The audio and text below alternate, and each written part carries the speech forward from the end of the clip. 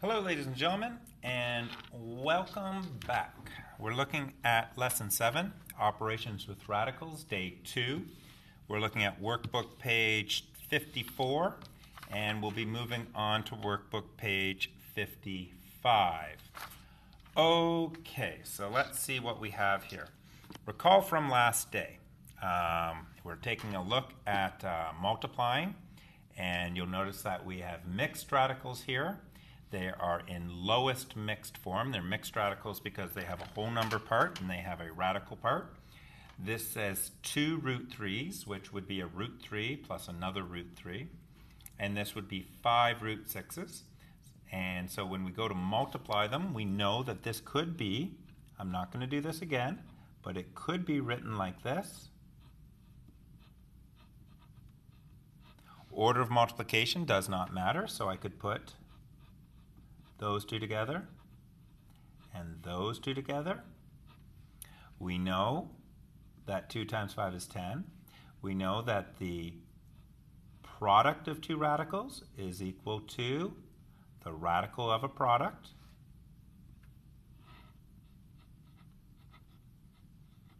We now have to look at this and say, what's the largest perfect square that could come out of this?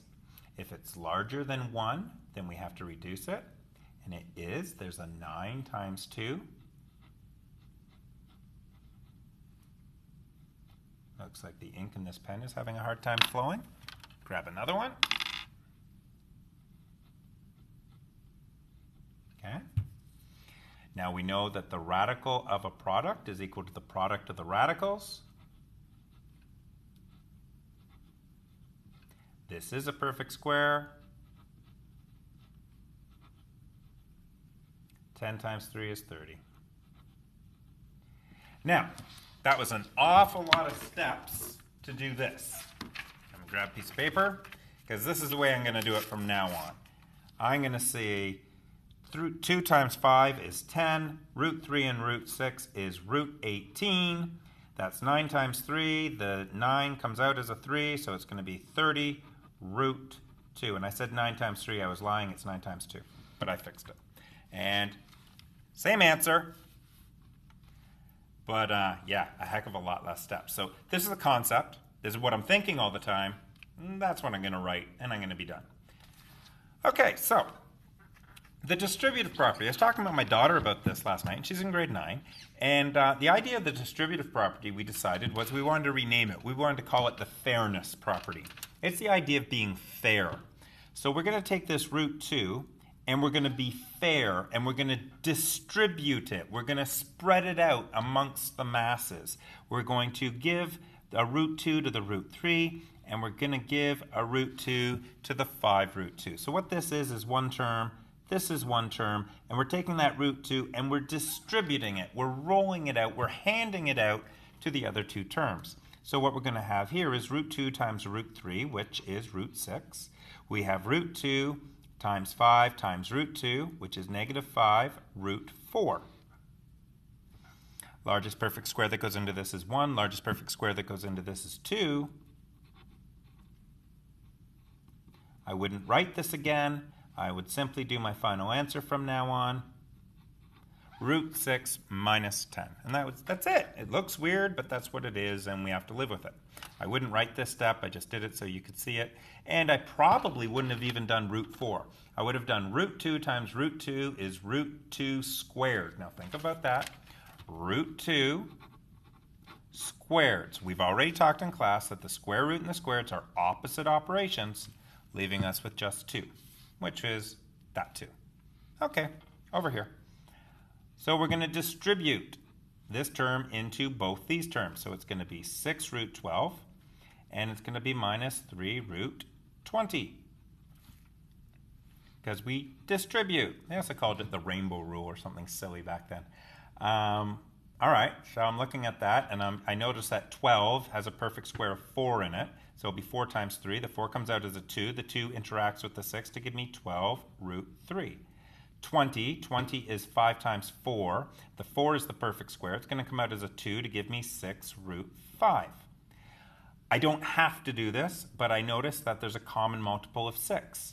a 6 could have come out, so it'd be 2 root 3 minus root 5. And you'll notice that if we were to distribute the 6 in here, I'd get 12 root 3's, and I'd get negative 6 root 5's. And again, this isn't a necessary step, but it's certainly one that we need to be able to do because we will have to do it later on. Okie dokie. So I've got 2 root 3 being distributed into this bracket, so it's going to be 2 root 9, or root 3 times root 3 is root 3 squared, so it's just going to be 3, minus 2 root 3 times 1, which is minus 2 root 3. Now I have to distribute this positive root 3 into the 18. Now 18 is a perfect square, 9 times 2. It has a perfect square in it, but I'll get there. So I'm gonna forget about that. I could have simplified this, but I'm gonna forget about that. And 18 times 3, now I'm horrible with my times table, so I'm gonna pull out a calculator because there's no point in getting this wrong. 3 times 18 equals 54. So this is going to become plus root 54 minus root 6. 2 times 3 is 6. That's in lowest mixed simplified form. 54, I think, divides by 9. It's 9 times 6. That's right. So 9 can come out. Well, 9 times 6, so the 9 comes out as a 3. So now I take a look for like terms, and look, I have some like terms here. I've got 3 root 6's, which is a root 6 plus a root 6 plus a root 6 minus a root 6. Okay.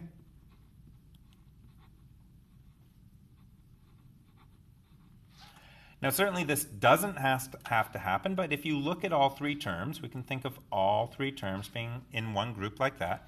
You'll notice that I could, don't have to, I could take a common factor of 2 out. And I'm done.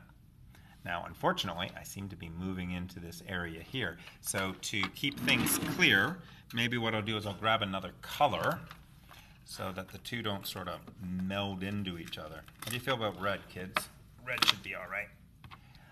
Okay, so now I have a binomial, 2 terms, being multiplied by a binomial, 2 terms.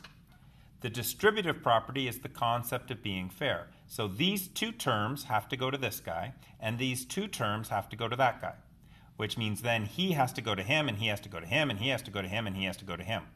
Or we can simplify the procedure by saying the first term goes to the first term. Root 2 times root 2 is root 4, or root 2 squared, depending how you want to think about it. Root 3 times 3 root 2 times 3 root 5 is negative 9 root 10. That's going to be 16 root 10. That's going to be negative 12. Root 5 times root 5 is root 25. The square root of 25 is 5. 24 minus root 9 root 10s and 6. So the way I taught it to my daughter last night was you've got a gang. There's 16 root 10s from the positive gang. There's 9 root 10s from the negative gang. When they get together, the ones with the more people win. How many more does he have? He's got 7 more. So it's going to be 7 root 10s and finally minus 60. And you do understand that 24 is a number. 60 is also a number. They go together to give us 7 root 10 minus 36. And that is your final answer. Don't want to confuse the issue here, but I wouldn't mind showing something. I've got 3 root 2 plus 4 root 5. 4 root 2 minus 3 root 5. And we did it by doing these really freaky arrows, right? So the first one went to the first one and the second one went to the first one and the second one. Basically, it's the same as this whole thing going to that, and this whole thing going to that. And it would look like this. It would be 3 root 2 plus 4 root 5 going to 4 root 2.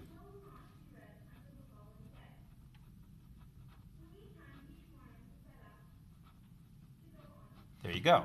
So this whole thing goes to the first one. This whole thing goes to the second one. And then you're just going to go this way.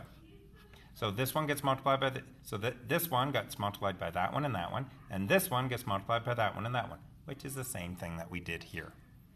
If that confuses you and this makes perfect sense, forget it. If this makes perfect sense, try to get to understanding that as well. Okay, so now we just got some notation happening here. So this is going to be 3 root 2 minus root 6 times 3 root 2 minus root 6. It would be absolutely, positively, super duper wrong if you just did this. You squared the first one and you squared the second one.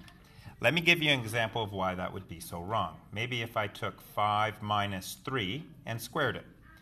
We're supposed to do this first, which is 2, which is 4. If, however,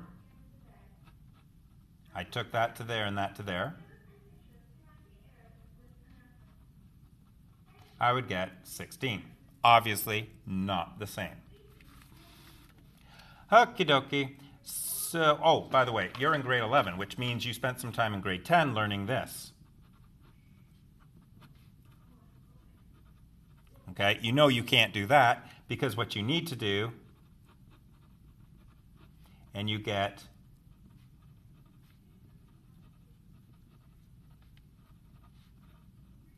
you need to get that middle term.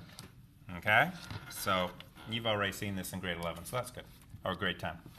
Okay, back here, so what am I going to do? I'm going to expand. So it's 3 root 2 times 3 root 2. Now they're identical. Probably the easiest thing to do here is 9. 3 times 3 is 9. Root 2 times root 2 is 2. And then it's going to be negative 3 root 12, and then it's going to be negative 3 root 12, and then it's going to be minus, nope, positive, negative and negative. Root 6 times root 6 is 6. So 18 minus 6 root 12 plus 6. 24 minus 6, 4 times 3, going to come out as a 2. 24 minus 12 root 3. Common factor, don't have to do this, but could do this. And that'll leave us with our last answer. Okay, this is getting long. I'm going to stop here, and then I'll do multiplying by conjugate pairs.